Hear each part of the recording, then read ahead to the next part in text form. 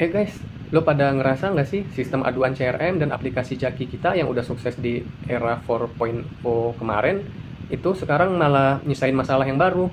Gue iseng nih ngobrol sama anak-anak IT, katanya jutaan data kayak foto jalanan rusak atau tumpukan sampah dari tahun-tahun yang lalu itu sebenarnya udah kelar, tapi itu masih numpuk menuhin server storage tanpa ada batas waktu.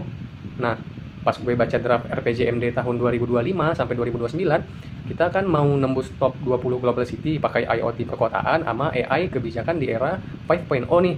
Tapi kalau data sampah masa lalu dibiarin, AI kita bakalan lemot nggak sih dan nggak akurat kerjanya? Gimana nih biar birokrasi kita tetap punya agility buat beresin masalah pelayanan dari tingkat bawah kayak koordinasi RT RW, PPSU sampai tingkat kecamatan. Wah, bener banget, Dir. Masalah server penuh itu emang kerasa. Nah, kalau kita mengacu ke aturan SOTK Pergub 57 tahun 2022, tanggung jawab buat ngebangun jaringan IoT perkotaan dan mengintegrasikannya ke command center itu ada di teman-teman Diskominfotik. Solusi RPJMD-nya jelas, kita harus fokus pada peningkatan kualitas layanan informasi dan komunikasi publik.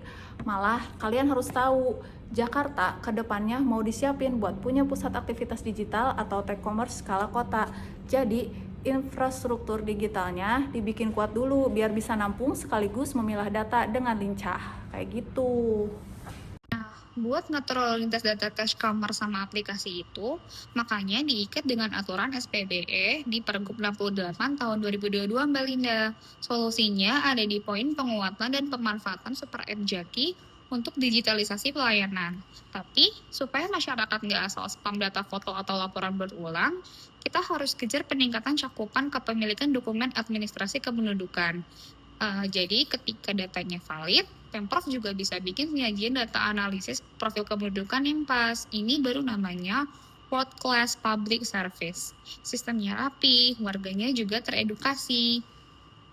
Tepat banget, Nat. Kalau profil kependudukannya udah rapi, otomatis peningkatan dukungan data dan statistik dalam proses perencanaan pembangunan bakal jauh lebih akurat. Tapi interupsi dikit guys, coba deh lihat file yang udah gue kirim ke grup.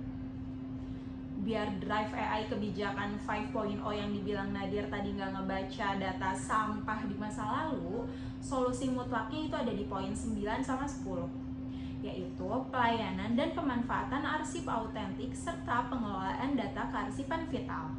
Caranya gimana? Kita wajib nerapin standar penyusutan arsip digital secara ketat. Data aduan 4.0 yang udah kadaluarsa harus disusutkan atau dimusnahkan berdasarkan jadwal retensi arsip. Itu rahasia dapur smart governance biar sistem kita nggak overload. Luar biasa, masuk akal banget Kit.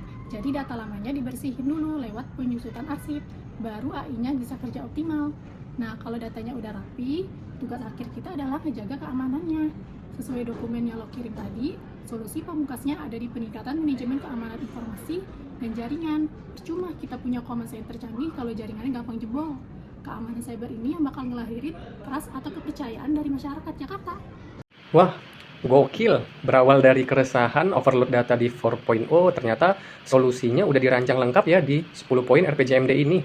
Mulai dari pembenahan wilayah, infrastruktur tech commerce-nya, super app Jaki, terus juga data statistik, manajemen arsip vital, sampai keamanan cybernya. Sebagai aparatur, ini jadi bentuk dedikasi dan komitmen kita buat ngawal transisi Jakarta menuju kota global yang lincah dan terpercaya.